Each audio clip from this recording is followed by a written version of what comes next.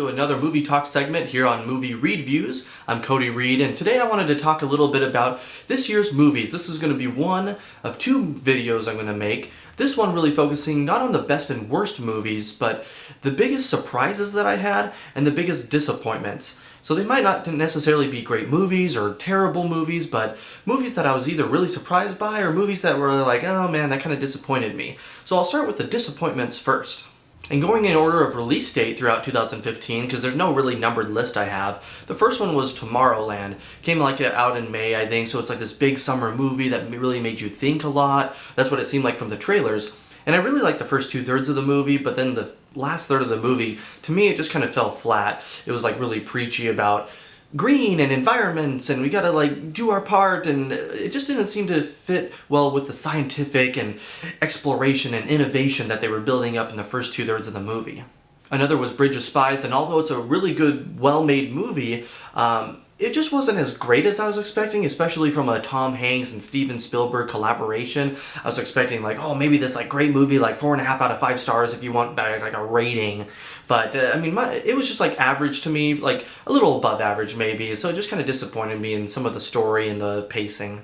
Another was Spectre. Again, not a terrible film, but it just wasn't as great as maybe some others. Everyone loves Skyfall, and even though that was good, I really enjoyed Casino Royale. Even when they're sitting in the like casino and playing the poker game, it was really intense during a lot of that. But for Spectre, just like the villain fell a little flat, even though I enjoyed him, and some of the other story points were just kind of like, okay at times.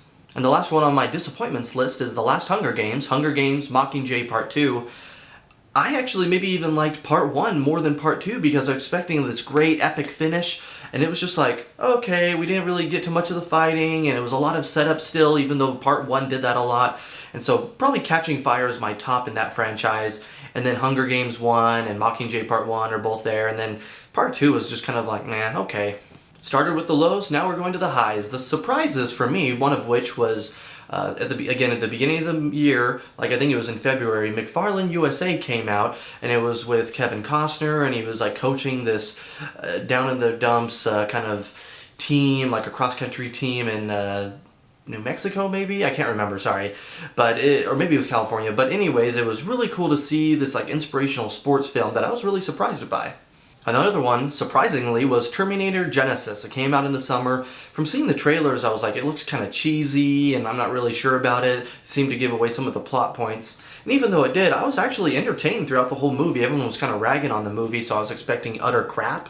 And what I got was like, oh, I had lowered my expectations so low that I was like, actually, it's a fun and entertaining movie. One of the biggest surprises on my list is The Man from U.N.C.L.E. It also came out in the summer, and I was expecting like, oh, like a pretty good or a good action movie, and I really enjoyed that movie. I saw it a couple times in theaters. I recommended it to other people.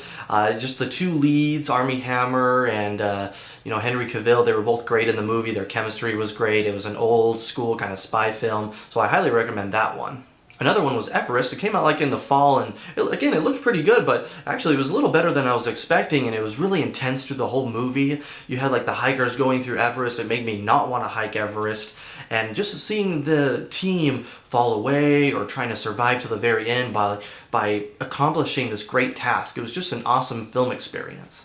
And lastly, more on the comedy side, was The Intern. It seemed like a good, heartwarming movie, and actually I really enjoyed it, had a lot of laughs. There were also, some, like I said, some heartwarming moments in the movie. You had some great chemistry between Anne Hathaway and Robert De Niro. Not romantic chemistry, but just good chemistry on screen. So I really enjoyed my time during the movie and just enjoyed the movie in general. What were some of your surprises and disappointments throughout 2015? We've had quite a bit of movies. I've seen about like 45 this year, so not bad, almost like one a week. And so you might have seen less than me, but let me know what surprised you or what disappointed you this year. Was it the same as my list? Was it different? Leave some comments below. Make sure to subscribe to my YouTube channel. I'd really have your support here. I'd love it. And send me some emails at moviereedviews@gmail.com. Thanks, and I'll see you next time when I talk about my best and worst for 2015.